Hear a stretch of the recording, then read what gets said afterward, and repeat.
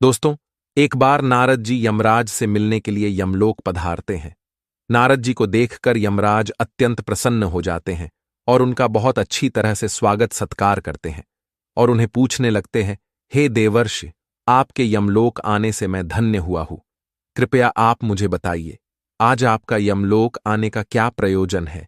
अवश्य ही कोई महत्वपूर्ण कारण होगा अथवा कोई महत्वपूर्ण समाचार आप लेकर आए हैं, ऐसा प्रतीत हो रहा है। तब देवर्षि कहते हैं, हे धर्मराज, आप तो सब कुछ जानते हैं। पृथ्वी से लेकर स्वर्गलोक तक आप सभी प्राणियों के बारे में जानते हैं, आपसे कुछ भी छिपा नहीं है। धर्मराज कहते हैं, नारद जी, किंतु मैं आपके मन की बात को नहीं जान सकता। वह तो केवल भगवान विष्णु ही जान सकते हैं। आपका मन तो अत्यंत चंचल है। आपके मन में क्या रहस्य होता है, उसे जानने का दुस्साहस हमसे नहीं हो पाएगा। फिर भी कृपया आपके मन में जो भी बात है, आप बेझिझक कह सकते हैं।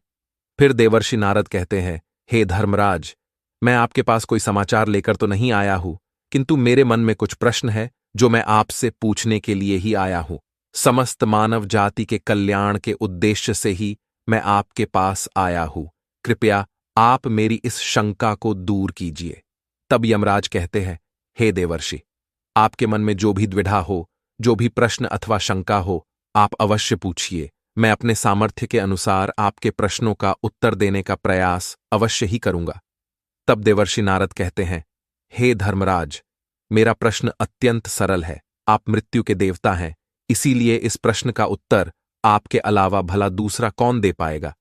हे धर्मराज, मेरा प्रश्न यह है कि जिस प्राणी की मृत्यु होती है, वह अपने साथ कौन कौन सी चीजें ले जाता है और मृत्यु के बाद उस प्राणी की कौन सी वस्तुओं का प्रयोग दूसरे मनुष्यों को नहीं करना चाहिए। इस पर यमराज कहते हैं, हे देवर्षि, आपने उचित ही प्रश्न किया है। मानव जाति के कल्याण के लिए आपने जो प्रश्न पूछे हैं, उसके उत्तर मैं आपको अवश्य बताऊंगा। किंतु इन प्रश्नों के उत्तर जानने के लिए मैं आपको एक अत्यंत ही पवित्र कथा सुनाता हूं। इस कथा को सुनने पर आपको सभी प्रश्नों के उत्तर मिल जाएंगे। इस कथा को आप ध्यान से अवश्य सुने। इस कथा को जो भी मनुष्य ध्यान से सुनता है, उसके मैं 32 अपराध क्षमा करता हूं। फिर देवर्षि कहते हैं, हे धर्मराज, ठीक है, मैं उस कथा को पूरे ध्यान से अवश्य सुनूंगा। आप मुझे वह पवित्र कथा सुनाइए। फिर यमराज देवर्षि नारद को वह महान कथा सुनाते हैं। एक समय की बात है, मध्य देश में देवशर्मा नाम का एक गरीब ब्राह्मण रहता था। वह अत्यंत गुणवान तथा शास्त्रों में पारंगत था। उसने वेद और शास्त्रों का बड़ी गहराई से अध्ययन किया हुआ था, किंतु वह अपने ज्ञान का कभी दुरुपयोग नहीं करता था। उसने कभी अपने ज्ञान का उपयोग धन कमाने के लिए नहीं किया। अत्यंत गरीब होकर भी वह भिक्षा मांगकर ही अपना गुजारा चलाता था। फिर एक दिन वह ब्राह्मण जंगल से गुजर रहा था और चलते चलते वह एक अत्यंत प्राचीन वृक्ष के पास पहुंच जाता है। वह देखता है कि उस वृक्ष पर 3 पिशाच खड़े हुए हैं। वे तीनों उस जंगल से गुजरने वाले मनुष्यों का भक्षण करते थे। कोई भी मनुष्य उस मार्ग से जाता है तो वे उसे पकड़कर खा लिया करते थे। पिशाच होने के कारण उनके अंदर धर्म का कोई अंश नहीं था। वे अत्यंत पापी और दुराचारी थे। वे किसी पर भी कभी दया नहीं करते थे।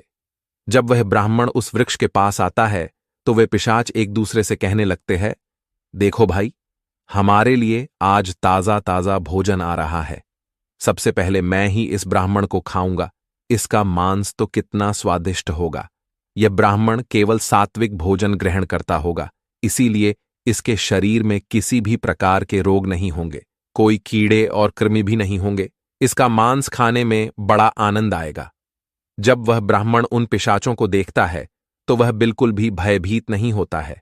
वह ब्राह्मण भगवान विष्णु का परम भक्त होता है और वह हर समय श्री हरि का नाम जपता रहता था, इसीलिए उसे किसी से भी कोई भय नहीं लगता था। उन पिशाचों को देखकर भी ब्राह्मण भयभीत नहीं हुआ और उन पिशाचों की ओर देखते हुए उन्हें प्रणाम करने लगता है और कहता है, हे पिशाचों, तुम्हें नमस्कार है। उस ब्राह्मण का ऐसा विचित्र व्यवहार देखकर पिशाच हैरान हो जाते हैं और उस ब्राह्मण से कहने लगते हैं, हे महात्मा, आप कौन हैं और इस वन में अकेले क्यों भटक रहे हैं? हम पिशाचों को देखकर भी आपको जरा सा भी भय नहीं लगा। बड़े बड़े शूरवीर योद्धा भी हम पिशाचों को देखकर थर थर कांपने लगते हैं, हमें देखकर डरकर भागने लगते हैं। किंतु तुम्हारे मन में किसी भी प्रकार का भय दिखाई नहीं पड़ रहा है। आपके सानिध्य में आने पर हमारी भूख भी समाप्त हो चुकी है। हम तो आपको भोजन समझकर प्रसन्न हो रहे थे और आपको खाने वाले थे। फिर वह ब्राह्मण कहता है, हे पिशाच, मुझे आपसे बिल्कुल भी भय नहीं लग रहा है, क्योंकि मैं जानता हूं कि भगवान हमेशा मेरे साथ है और उनकी इच्छा के बिना तो पेड़ का पत्ता तक नहीं हिलता। यदि मेरी मृत्यु आप पिशाचों के द्वारा ही होनी है तो मुझे यह भी स्वीकार है। प्रभु ने मेरे भाग्य में जो भी लिख दिया है मुझे वह मंजूर है। यदि मुझे खाने से आपकी तृप्ति होती है तो मैं इसे मेरा सौभाग्य समझूंगा। इस संसार के प्रत्येक प्राणी को सुख प्रदान करना, उनकी तृप्ति करना ही प्रत्येक मनुष्य का कर्तव्य है। पिशाच भी ईश्वर द्वारा ही बनाए हुए हैं, इसीलिए मैं आपकी निंदा भला कैसे कर सकता हूं? ब्राह्मण के ऐसे वचन सुनकर वे सभी पिशाच आश्चर्यचकित हो जाते हैं और उस ब्राह्मण से कहने लगते हैं, हे ब्राह्मण देवता, आपके वचन अत्यंत सुंदर है, जिसे सुनकर ही हमारी तृप्ति हुई है। हम आपका भक्षण नहीं करेंगे। कृपया आप हमें बताइए कि आप कौन हैं और किस कारण से आप इस वन में भटक रहे हैं। वह ब्राह्मण कहता है, हे पिशाचों, मेरा नाम देव शर्मा है और मैं प्रभु की भक्ति करने के लिए इस वन में उचित स्थान खोज रहा था, किंतु आपको देखकर लगता है कि आप बहुत कष्ट में हैं।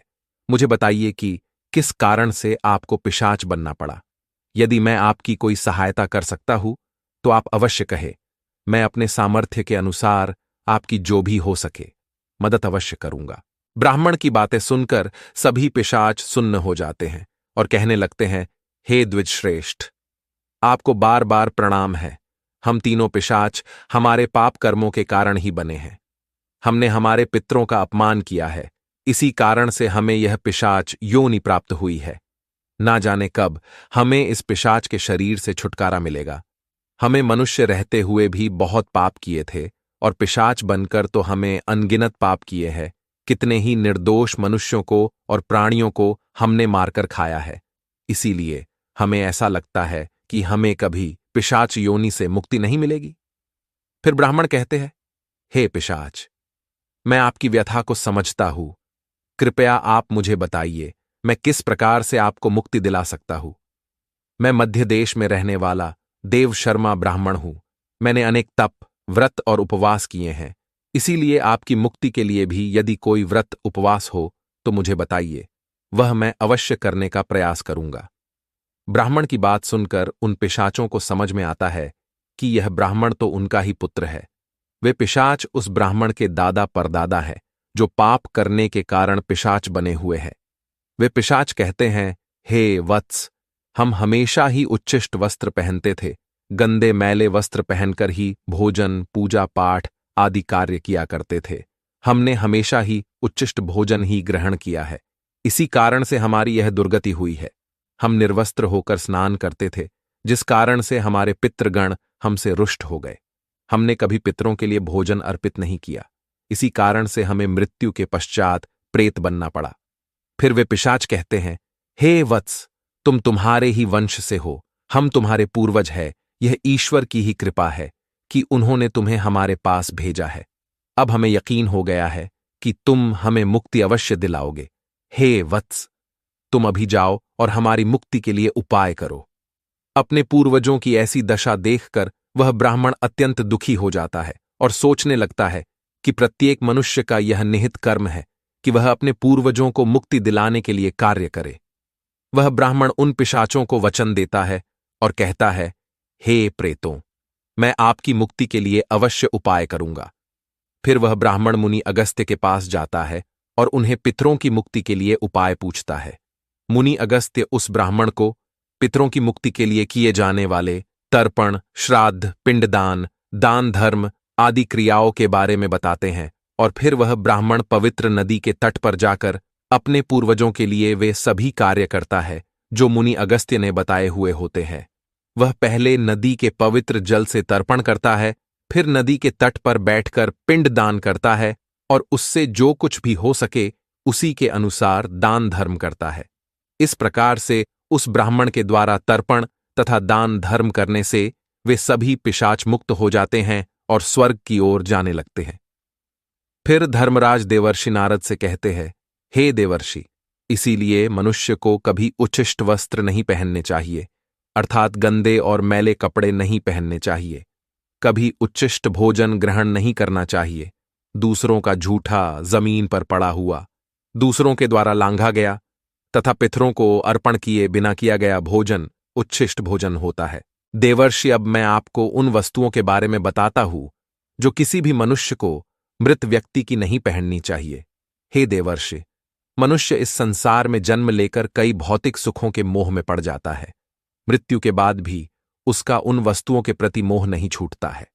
जब तक मनुष्य सांसारिक वस्तुओं का मोह त्याग करके संपूर्ण रूप से ईश्वर को अपना नहीं लेता, तब तक वह अलग अलग योनियों में जन्म लेकर पृथ्वी लोक पर ही भटकता रहता है। कभी कभी यह मोह इतना अधिक होता है कि वह मृत्यु के बाद भी इसी पृथ्वी लोक पर भ्रमण करता है, अर्थात वह प्रेत योनि धारण करता है।